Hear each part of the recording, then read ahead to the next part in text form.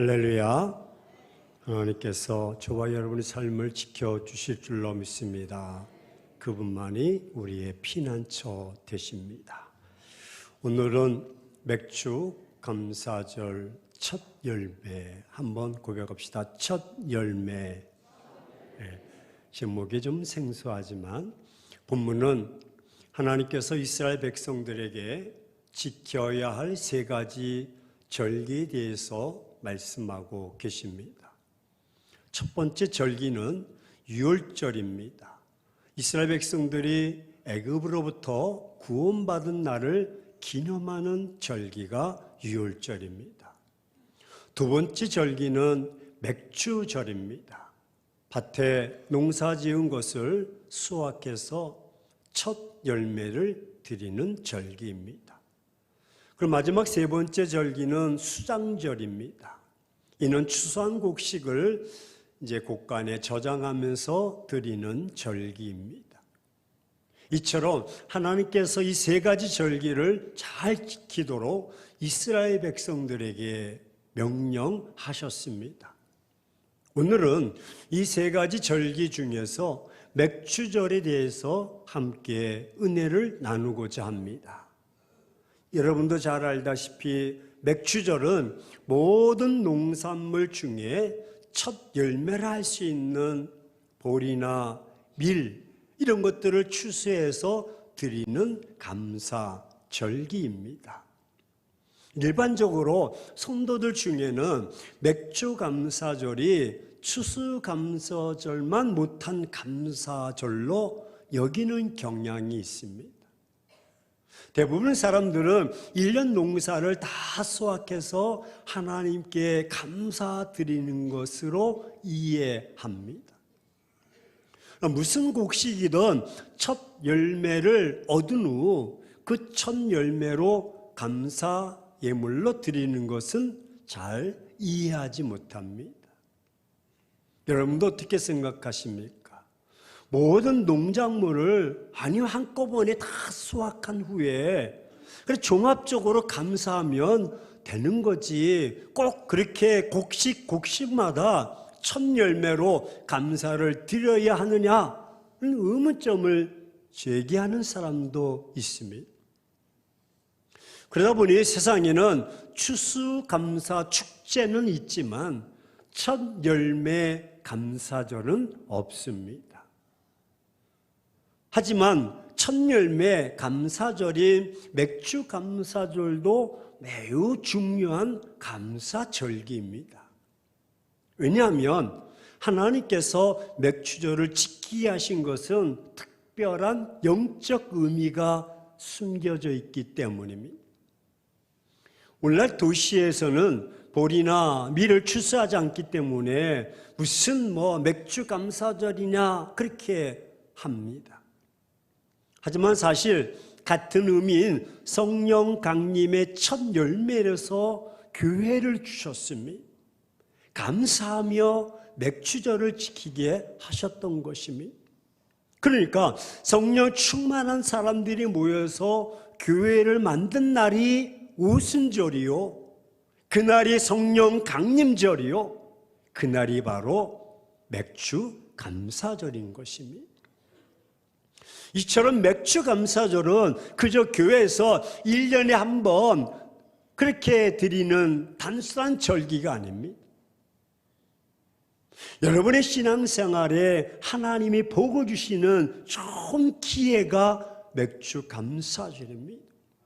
그렇기 때문에 맥주 감사절을 결코 소홀히 생각해서는 안 됩니다. 그럼 맥주 감사절 어떻게 맞이해야 합니까? 맥주 감사절은 하나님께 첫 열매를 드리는 날입니다. 맥주 감사절의 정확한 의미는 보리를 추수하고 하나님께 감사드리는 것이 아닙니다. 다시 말해서 첫 열매를 수확하는 때가 보리를 추수하는 때이기 때문에 그 이름을 붙여서 맥주절이라고 붙인 것이지 실제로는 첫 열매 감사 신앙인 것입니다. 우리 한번 따라서 고백하십니다. 첫 열매 감사신앙이 맥주절이다. 예, 하나님의 백성이 하나님께 첫 열매를 드리는 것은 의무조항입니다. 그렇습니다. 맥주 감사절은 단지 보리추수가 아닙니다. 밀추수가 아닙니다. 맥주 감사절은 우리가 늘 생각하셔야 할 것은 첫 열매다라고 하셔야 됩니다. 그런데 온전히 드리기만 하면 하나님 놀라운 은혜와 복이 임한다는 것입니다. 하나님께 첫 열매를 드리는 것은 모든 것을 다 드린다는 의미입니다. 첫 열매를 하나님께 드린다는 의미는 나 자신의 모든 것을 하나님께 드리는 것입니다. 그런 믿음이 분명해야 맥주절 감사를 드릴 수가 있는 것입니다. 그럼 성경에서 첫 열매가 무엇일까? 저는 한번 생각해 보았습니다. 오늘 출애굽께서는 보리나 밀을 말하고 있지 않습니다. 성경에 보면 예수 그리스도를 부활의 첫 열매라고 말씀하고 있습니다. 따라서 하나님께 첫 열매를 드린 사람이 어떤 복을 받았을까? 저는 생각해 보았습니다. 그래서 구약에서 아브라함을 찾아보았습니다. 아브라함의 경우를 엿볼 수가 있습니다. 아브라함은 첫 열매이자 아들인 이삭을 하나님께 드렸습니다. 그래서 지금까지 수천 년 동안 믿음의 조상이니 복의 근원이니 하는 말을 듣고 있는 것입니다. 보십시오. 이삭은 아브라함의 첫 열매, 첫 아들이었고 아마 전 재산과 같은 귀하고 귀한 아들이었을 것입니다. 그도 그럴 것이 100세에 얻은 아들이었으니 얼마나 귀합니까? 75세에 주겠다고 약속하신 그 아들을 25년 만에 얻었으니 만지면 터질까 불면 날아갈까 귀한 아들입니다. 따라서 아브라함에게 있어서 이삭보다 더 소중한 것은 아마 없을 것입니다. 우리가 알다시피 아브라함이 엄청난 재산가였지만 자신의 모든 재산가도 바꿀 수 없는 것이 바로 그 첫 아들인 이삭인 것입니다. 그런데 하루는 하나님께서 아브라함에게 그렇게 귀중한 아들을 바치라는 것입니다. 정말 이런 청천벽력 같은 명령이 세상에 또 어디 있습니까? 100살이 넘은 노인에게 오직 낙이라고는 그냥 아들 보는 것뿐일 것입니다. 그런데 그 아들을 죽여서 번제물로 하나님께 바치라니 세상에 이런 명령이 어디 있습니까? 차라리 자기를 번제로 드리는 것이 훨씬 쉽습니다. 왜? 어차피 인생 다 산 것 이제 살아봐야 얼마나 아브라함이 더 살겠습니까? 늙은이가 죽는 것이 낫지 어떻게 팔팔한 젊은 청년을 죽일 수가 있습니까? 그 아들은 약속대로 앞으로 가문의 대를 이을 자입니다. 그런데 하나님께서 요구하신 것은 늙은이의 목숨이 아니라 젊은 아들의 목숨이었습니다. 아브라함에게 있어서 아들보다 전 재산 다 드리는 것이 아마 쉬울 것입니다. 그러나 하나님께서 전 재산을 요구하신 것이 아니라 사랑하는 아들을 요구하셨습니다. 정말 기절초풍할 일입니다. 아니 어떻게 인자하신 하나님께서 그렇게 잔인하게 인간을 그것도 단 하나밖에 없는 독자 이삭을 번제물로 바치라고 합니까? 아니 그럴 거라면 왜 아들을 주셨습니까?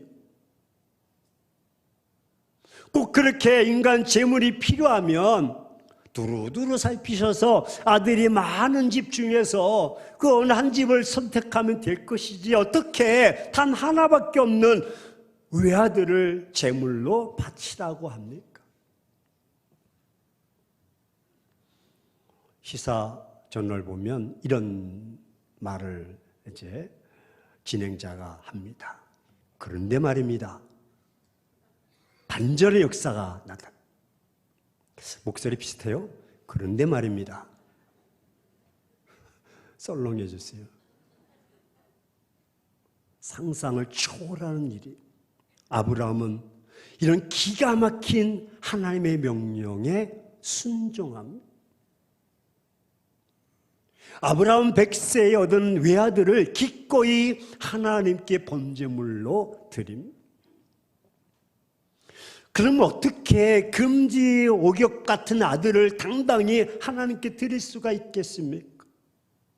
아니, 전 재산보다 훨씬 더 귀중한 아들을 어떻게 하나님께 드릴 수 있다는 말입니까? 아브라함이 자신의 모든 것보다 더 소중한 아들을 하나님께 드릴 수 있었던 것은 하나님을 전적으로 믿었기 때문입니다. 할렐루야. 아브라함은 자신의 모든 것이 다 하나님의 소유인 것을 믿었습니다. 자신이 소유하고 있는 모든 재산도 다 하나님의 것으로 믿었습니다. 그리고 자신의 외아들 이삭도 하나님의 것으로 믿었고, 그래서 하나님의 요구에 완전히 순종할 수 있었던 것입니다. 더욱이 아브라함에게는 하나님의 무슨 말씀이든지 순종할 수 있는 믿음이 있었는데, 무엇보다도 하나님께서 아들을 번제물로 요구하셨다면 한번 따라서 고백합시다. 다시 주실 것도 믿었다. 할렐루야. 히브리서 11장에 나와 있는 말씀입니다. 만일 하나님 아들을 죽이신다고 해도 다시 살려주실 것을 믿었다는 것입니다. 그러기에 조금 더 주저없이 하나님께 그 아들을 바칠 수가 있었던 것입니다.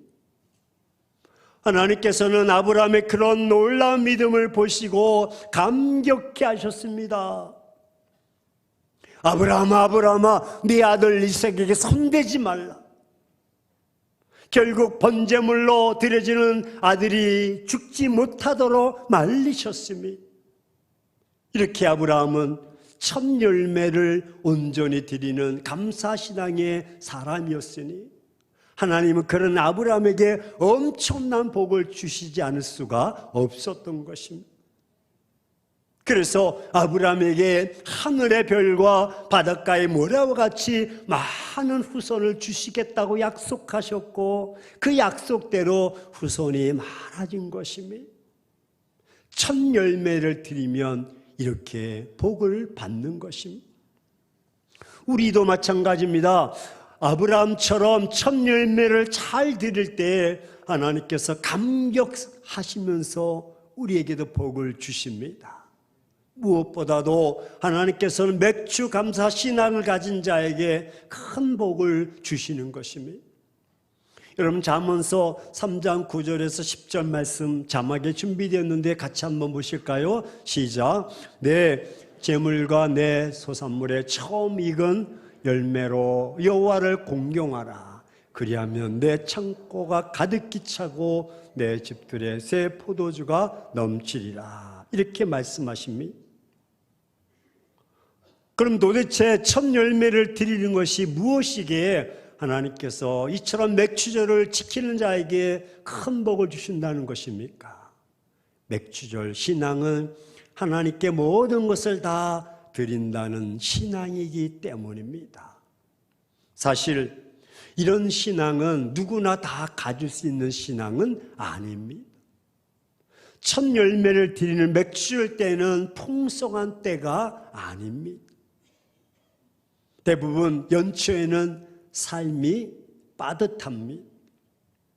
여러분도 잘 알다시피 1년 농사를 지어 가을에 추수해서 걷어들인 창고에 쌓아놓고 이제 11월, 12월, 1, 2, 3 몇 개월이 지나는 동안 양식이 다 떨어진 시기입니다. 그래서 왜 어른들은 이때를 보릿고개라는 말을 쓰기도 했습니다. 경제가 어렵습니다. 코로나19로 인해서 어렵습니다. 맥추절 시기는 지금 우리가 사는 시기는 가장 어려운 시기입니다. 그런데 이런 어려운 시기에 첫 열매를 선뜻 드린다는 것은 쉬운 일이 아닙니다. 하지만 그럼에도 믿음으로 드리기만 하면 반드시 복을 받을 줄로 믿습니다.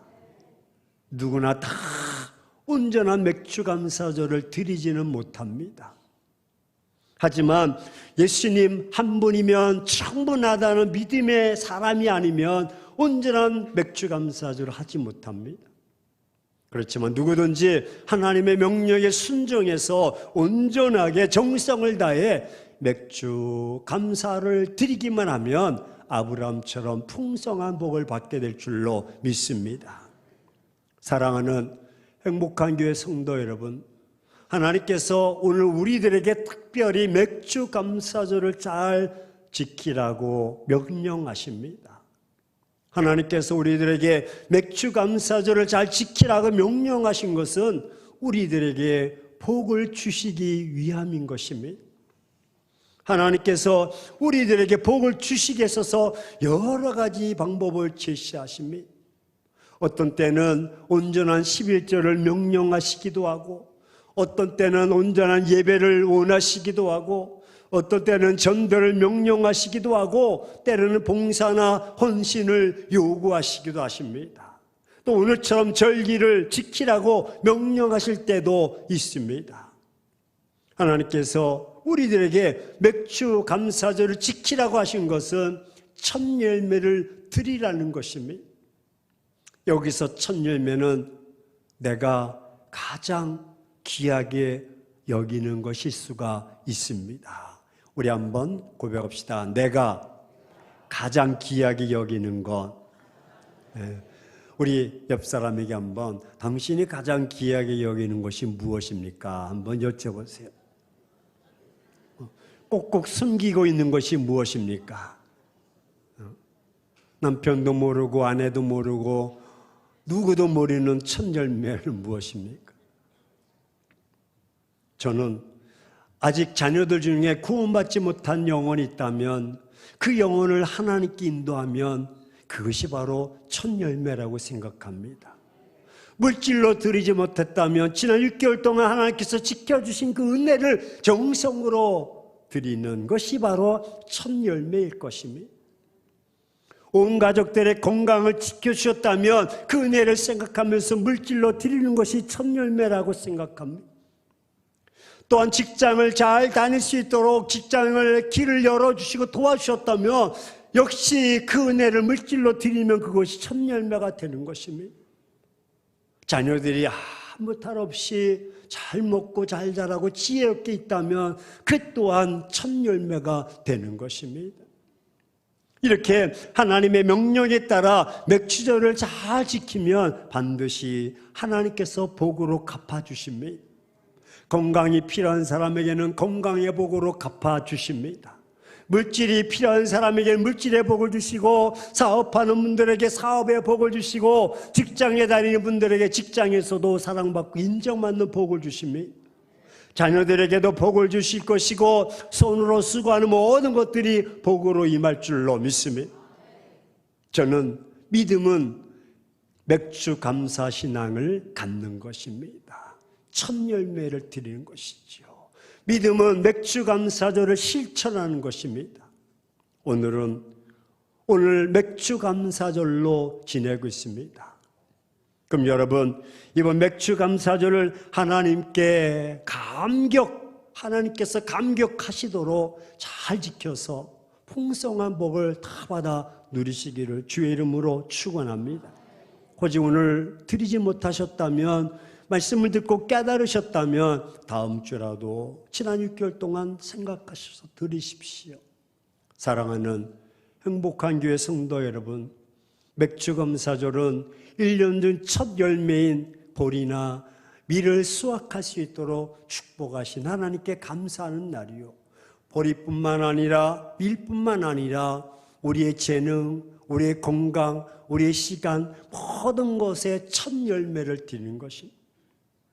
1년 중 먹을 양식으로 가장 어려운 시기 이때에 하나님께서 그것을 아시고 그들에게 수확하면 드리라고 했는데 그것은 바로 우리를 축복하시기 위한 것입니다. 여러분, 지난 6개월 동안 곰곰이 생각해 보면 하나님께 복받은 것이 너무너무 많을 것입니다. 어떤 분은 하나님께 복을 받지 않았다고 주장할지 모르지만 사실 따지고 보면 엄청난 복을 받은 것입니다. 지금 여러분들이 죽지 않고 살아있는 이 자체만으로도 큰 축복입니다. 우리들도 얼마든지 각종 사고나 질병으로 이미 죽고 마를 수도 있습니다. 우리 옆 사람에게 그런 마음으로 당신이 살아있는 게 큰 축복이야. 병원에 누워 계시지 않는 것만 해도 큰 축복입니다. 지금까지 이렇게 살아있으니 이게 축복이 아니고 무엇이겠습니까? 지금까지 굶지 않고 배불리 먹고 살았다면 그것 또한 축복입니다. 보십시오. 이 지구상에는요, 음식 한 끼를 해결하지 못해 죽어가는 사람이 굉장히 많습니다. 그런데 우리들은 배불러서 안 먹었지 음식이 없어서 배고파 굶주린 사람은 별로 없을 것입니다. 이게 바로 하나님의 축복인 것입니다. 밤에 이슬 맞지 않고 잠을 잔다면 그 역시 축복인 것입니다. 또 사랑하는 가족들과 함께 사는 것도 축복입니다. 하여간 우리 모두는 하나님께 복받은 것이 무수히 많습니다. 그렇기 때문에 하나님의 명령대로 감사절기 때 당연히 복받은 대로 감사하며 하나님께 영광을 돌려야 하는 것입니다. 그러니 여러분 모두 이번 맥주 감사절은 정말 최선을 다해 복받는 대로 감사하면서 하나님을 기쁘시게 드리고 넘치는 축복을 누리시기를 주의 이름으로 축원합니다. 자, 이제 결단합시다. 나의 첫 소득 열매를 감사함으로 드리십시오. 내가 가장 소중하게 여기는 것, 그것이 첫 열매일 수가 있습니다. 이제부터 그것까지라도 감사함으로 드리십시오. 지금도 하나님은 이런 자에게 넘치는 복을 주시리라 믿습니다. 풍성하게 채워 주실 것입니다. 그래서 드리고도 나누고도 쓰고도 부족함이 없도록 채워 주실 것입니다. 나의 첫 열매 묵상하면서 다시 한번 하나님 앞에 감사함으로 나가는 우리 모두가 다 되기를 주의 이름으로 축원합니다.